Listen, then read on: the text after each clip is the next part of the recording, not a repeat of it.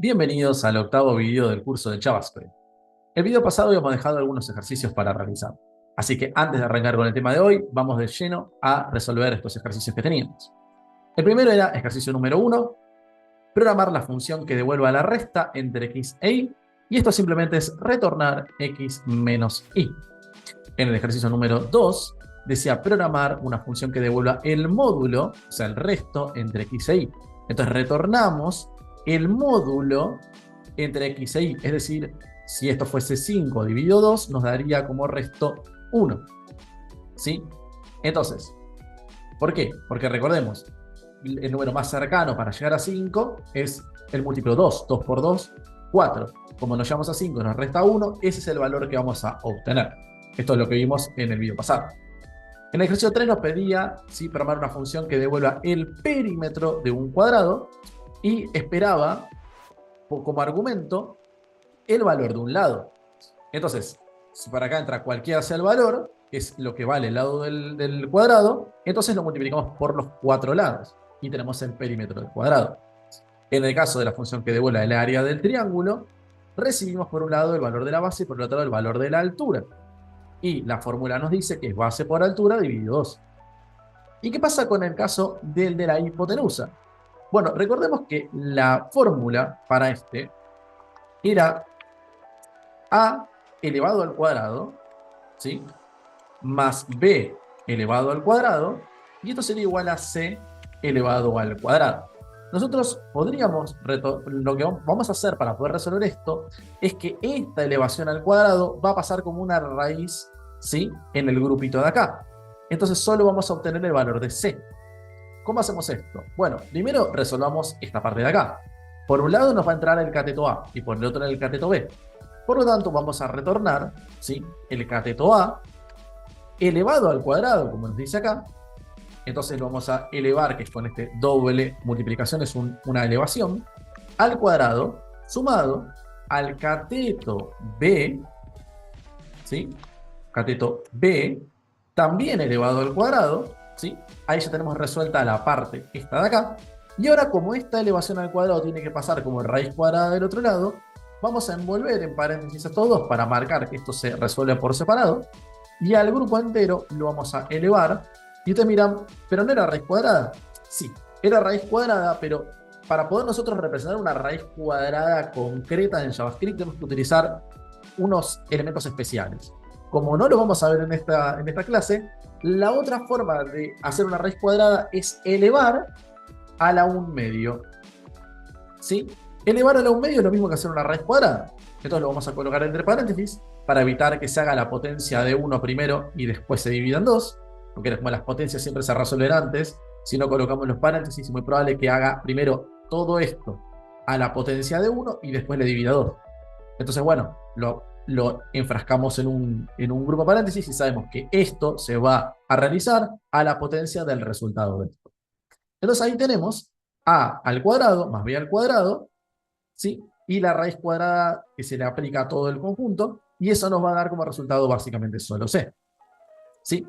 Entonces ahí tenemos resuelto el ejercicio de la hipotenusa. Muy bien. Vamos ahora a ver un concepto súper importante que es el concepto de scope.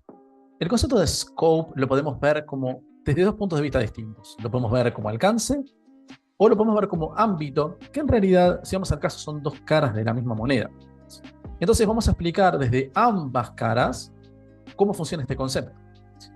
Voy a dibujar un poquito, sé que capaz que sea un poco rudimentario la forma en la que voy a dibujar, pero supónganse que voy a dibujar una simpática casita, ¿sí? Esta casita tiene una ventana, y por acá capaz se encuentren una carretera, ¿sí? Le voy a poner algún color que parezca más o menos una carretera, hasta le vamos a dibujar las líneas para que parezca una calle, si ustedes quieren. Y ahora voy a dibujar una personita adentro de esta casita, ¿sí?, y otra persona que va a estar parada en la vereda en esta posición. Bien, supongamos que cada una de estas dos personas tiene en su mano un arma. Supónganse que es un revólver, ¿sí? Y lo mismo pasa con la persona que está del otro lado. Si estas dos personas empezaron a tener un intercambio en una balacera, supongamos que empiezan a dispararse, Hay una diferencia entre cuán certero puede ser uno o cuán certero puede ser el otro, dependiendo del contexto en el que se encuentra. ¿Por qué? Porque la persona que se encuentra dentro de la casa tiene, por ejemplo, la posibilidad de esconderse, ¿sí?, detrás de la pared y disparar desde ahí, o agacharse debajo de la ventana y disparar desde ahí, mientras que la persona que se encuentra aquí, ¿sí?, está completamente a la intemperie, no tiene dónde esconderse. Podríamos decir que entonces el alcance de la persona que se encuentra dentro de la casa es un alcance muchísimo más certero. Es más fácil darle a la persona desde la casa hacia la intemperie que de la intemperie hacia la casa. Entonces ahí vemos el concepto de alcance. Hay determinados contextos dentro del código, ¿sí?, que van a ser más fáciles o más difíciles de alcanzar a la hora en la que uno intenta, por ejemplo, leer una variable desde algún lugar. Ahora vamos a ver cómo esto se extrapola al código. Y el ámbito sería obviamente el contexto. Es decir, esta persona se encuentra en un ámbito que es el de la casa, que lo vamos a llamar ámbito local, mientras que la persona que está en la intemperie se encuentra en un ámbito que lo vamos a llamar ámbito global. Entonces, el ámbito local es de más difícil acceso desde el ámbito global, pero desde el ámbito local se puede acceder al ámbito global sin ninguna dificultad. También van a ver que también pueden haber subámbitos locales, como por ejemplo hay una persona que está en el baño, ¿sí?, supongamos que este fuese el inodoro, ¿sí?, y una personita está sentada acá, y si tuviera que dispararse con este, tendría ventaja este, pues se puede esconder detrás de la puerta del baño. Entonces, digamos que mientras más privado es el ámbito local, más cobertura tenés a los accesos externos. Entonces, ¿cómo es que esto tiene impacto dentro de nuestro código? Supongamos que tenemos una variable que la vamos a llamar animal. Esta variable animal la vamos a llamar perro. ¿Bien?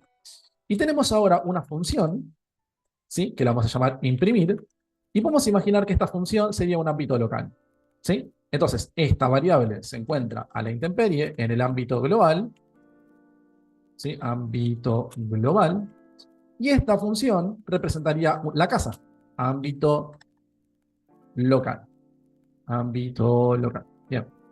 Entonces, supongamos que acá yo intento imprimir, para que voy a obviamente ejecutar esto en algún lado, pues si no, no voy a poder trabajar.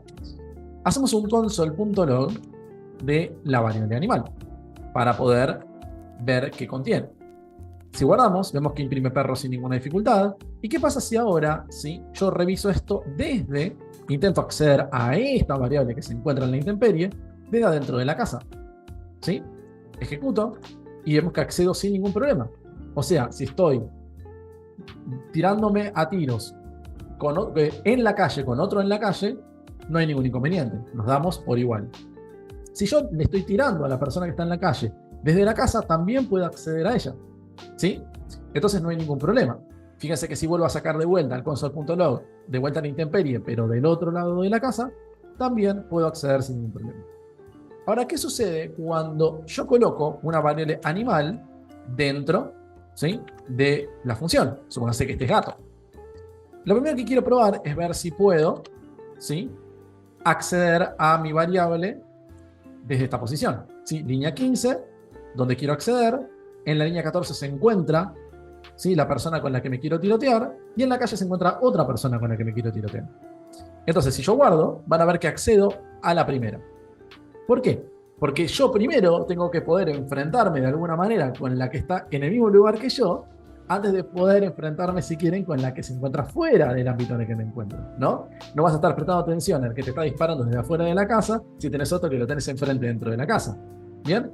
De hecho, cuando nosotros declaramos una variable dentro de un ámbito, si nosotros queremos acceder a ella, pero antes de que exista, uno podría pensar, bueno, si nosotros hacemos el llamado en la línea 14 y esta recién existe en la línea 15, entonces accederemos a la que existía en la línea 9.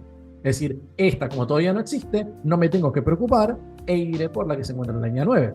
Y listo. Pero lo que pasa es que en realidad nos va a dar esto, indefinido. Cuando ya existe alguien con quien me voy, o sea, cuando en el código existe alguien con quien me voy a tirotear, si una variable en el mismo ámbito, por más que aún no exista, es como que el sistema lo huele, dice, che, acá hay una variable acá adentro. No me voy a poner a pelear con alguien de afuera si creo que hay alguien acá adentro, aunque puede que esté escondido, porque de hecho es como que estuviera escondida, aún no existe, ¿no? Pero en el código está. Entonces veremos que detecta que existe una variable en el mismo contexto y por lo tanto no va a buscar la que está afuera. Mientras que si esta no existiese en absoluto en el código, sí iría a buscar la de afuera. Es importante tener en cuenta ese detalle. Bien, ahora, ¿qué sucede cuando aparece una variable, también llamada animal, supongamos que diga ave, que también se encuentra en el ámbito global y que tiene el mismo nombre de variable que la anterior? Fíjense que esta se llama animal y esta también se llama animal y se encuentra dentro del mismo ámbito. O sea, ambas están en el ámbito global. ¿Se ve? Ahora, ¿qué pasa? En general, en los lenguajes de programación, no te deja el lenguaje mismo poder declarar dos variables con exactamente el mismo nombre en exactamente el mismo ámbito. No te deja. Sin embargo, miren esto. Si yo agarro y bajo esto hasta antes de la existencia de esta, encuentra la anterior. Pero si yo me paso del otro lado de la que se llama ave, ahora imprime ave. Es decir, se acaba de interponer respecto de la anterior. ¿Qué está pasando acá?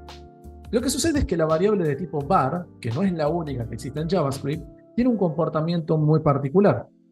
Es una variable que cuando nosotros la declaramos, digamos, por segunda vez, digamos, no es una declaración de una nueva variable, sino que en realidad te permite reasignar el valor de la original. Es decir, es como que yo acá le pusiera perro y en la línea 7 decidiera cambiar perro por ave. ¿Sí? Es como que yo agarrara, en cierto modo, y tachara esto y lo reemplazara por ave. ¿Sí? Entonces, para JavaScript, esto es una reasignación. Pero ¿qué pasa? Yo no quisiera que eso pudiera verse de esa manera, porque así como se está viendo, da la sensación de que estoy intentando crear una nueva variable y como que el sistema me está dejando. Entonces, este tipo de variable, la variable var, es la variable original de JavaScript, pero ya hace unos cuantos años que no se está usando mucho que digamos, es decir, se utiliza solo en el 2% de los casos, en situaciones muy particulares y con objetivos comunicativos. Pero ya no se utiliza más en el sentido estructural del lenguaje, porque tiene estos comportamientos medios extraños y hay otros tantos que van a ir encontrando conforme intenten jugar con esta variable que no son los más adecuados o no es lo que uno se espera y mucho menos si vienen de otro lenguaje que es mucho más estricto que JavaScript. Entonces, en el año 2015, con la llegada de del estándar ES6, que significa ECMAScript 6, que es la última versión estable, donde vino un paquete más grande de cambios al lenguaje, o más bien de actualizaciones al lenguaje, llegaron dos variables nuevas, que son las variables, vamos a colocarlas acá, las variables let, que significa permitir, y la variable const, que significa, ¿sí?, constante. Yo vi que en algunos videos me dejaron como comentario que por qué estaba usando la variable var y no usaba let y const, y en realidad es porque todo lleva un proceso de aprendizaje, ¿sí? La variable let y const tienen un sentido estricto y del tema del scope, y que sin nosotros ver el concepto de scope, estamos usando una variable por usarla, y no por entender por qué la estamos usando, y qué nos mejora en la estructura respecto de la variable var, y también en entender por qué no se está usando más. Me ha pasado mucho que yo he dado clases en academias, de hecho sigo dando clases en algunas academias, donde si vos le das, o sea, yo sé que hay profesores que directamente dan let y const porque sí, y les preguntan, ¿por qué usamos estas y no var? ¿Por qué no se usa más var? Y esa es la respuesta. Y a mí me parece como insuficiente, porque uno tiene que entender por qué usa o no usa, o prefiere una herramienta del lenguaje por sobre otra. Porque de hecho no es que la variable var no se usa más, hay algunas circunstancias donde sí se usa. Por ejemplo, en las closures, que es un tema que vamos a ver más adelante, el uso de la variable var nos ayuda a entender a primera vista que lo que estamos trabajando es una closure. Ya lo vamos a ver en su momento, ¿sí? Que si no estuviéramos trabajando en una closure, posiblemente no usaríamos var. Es como una forma comunicativa de indicar que es una closure lo que estamos trabajando. Pero ya lo vamos a ver más adelante. Entonces, ¿qué tiene de particular la variable let? Hagamos algunos cambios, ¿sí? Vamos a comentar un segundito esta de acá. Y vamos a cambiar estas dos variables var por variables let, ¿sí? Muy bien. Fíjense que en el comportamiento que vamos a tener acá es similar. Yo acá tengo perro, acá tengo también gato, se prende. Si la coloco acá, ¿qué sucede? ¿Me dará indefinido también, como me daba con la variable var? No. Ya hay un primer cambio. ¿Qué nos dice? no puedo acceder a una variable, ¿sí?, antes de que haya sido inicializada. ¿Qué estábamos hablando hace un rato? La variable existe en la línea 18 y nosotros estamos intentando acceder a ella en la línea 17. Entonces, en lugar de decir, uy, no encuentro el objetivo, como decía con la variable var, nos da un error diciéndonos, che, me parece que estás tratando de acceder a algo que no existe. Es mucho más comunicativo, mucho más preciso. ¿Bien? De hecho, lo mismo va a suceder si, por ejemplo, quisiéramos acceder a animal antes de su existencia. Fíjense que sucede exactamente lo mismo. No se puede antes de inicializarse. Esto ya es una gran ventaja. ¿Bien? Muy bien. ¿Qué otra ventaja tiene?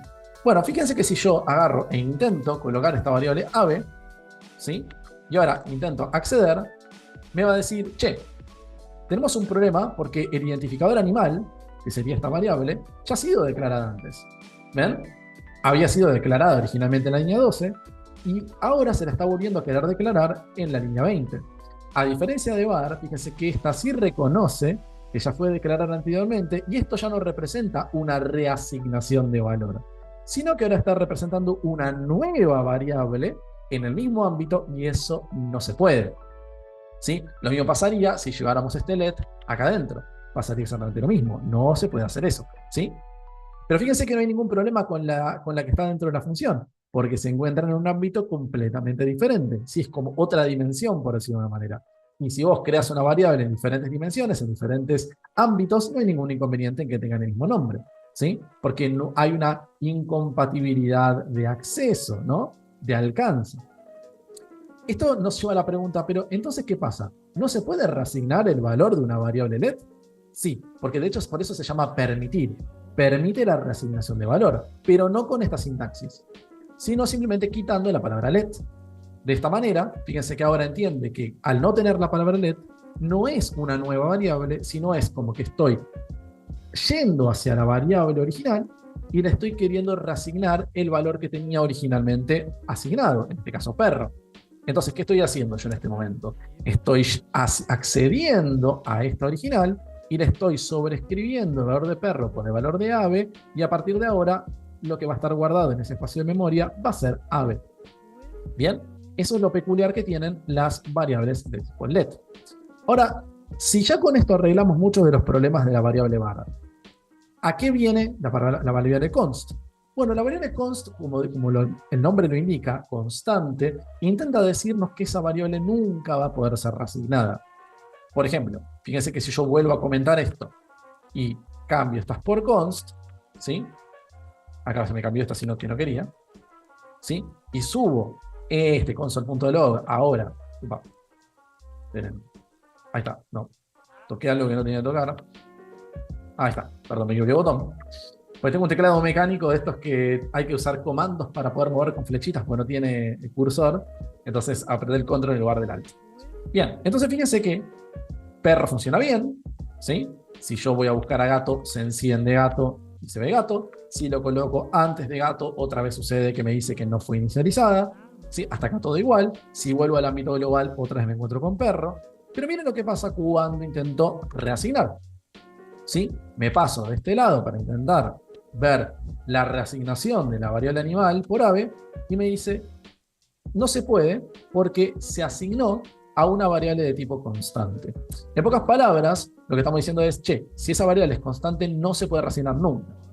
La pregunta podría llegar a ser en este caso, ¿qué tipo de cosas nos interesaría a nosotros guardar en una variable de tipo const? Bueno, por ejemplo, si yo tuviera una constante con el número pi, ¿sí?, que era 3.1416, si podemos llenar de números porque no me los acuerdo, ¿sí? El valor de pi nunca queremos que sea reasignado. ¿Por qué? Porque es un valor absoluto que lo utilizamos puntualmente para poder medir cuestiones de circunferencias, y si nosotros movemos destrozamos ese cálculo si nosotros movemos un decimal. ¿Bien? Entonces, si nosotros declaramos una variable con el valor pi en la parte superior de nuestra hoja, no queremos que en ningún momento, aunque pasen 4000 líneas de código, ese valor pueda ser reasignado. También lo utilizamos, por ejemplo, para tipos de datos que son colecciones, que aún no las hemos visto, como objetos, arreglos, funciones, o, bueno, esos tres. Porque si nosotros permitimos que nos puedan reasignar esa variable, pueden cambiar nuestro objeto por una cadena de texto, o pueden cambiar nuestra colección de, no sé, un arreglo por una cadena de texto, o pueden toda una función de 50 líneas de código reasignarlas por una cadena de texto, un número o un booleano. ¿Por qué? Supóngase esto. Tengo acá una función que va a llamar sumar. Y yo que quiero guardar entonces una función. Esto se llama función anónima porque no tiene nombre, ya que el nombre lo está tomando de la variable. Esto igual lo vamos a ver más adelante. Y verán que yo aquí tengo una función asignada a una variable. Si esto fuese una variable, y supóngase que tengo toda una instrucción, por ejemplo, retornar a más b, ¿sí? Imagínense que no que no es una sola instrucción. Imagínense que fueran 50. Yo realmente me creé una función de 50 instrucciones. Por lo tanto, si yo, por ejemplo, para que esto lo voy a comentar un segundo, si por ejemplo yo decido que quiero, no sé, me olvido de que la había creado esta función y quiero volver a utilizar de vuelta la variable sumar, y yo la tuviera como un let, lo que sucede después es que si yo hago, por ejemplo, un sumar y le quiero reasignar por el valor 32, si reviso en la consola, voy a ver que efectivamente acabo de sobreescribir mi función por un número. Y yo no quiero que pase nunca eso.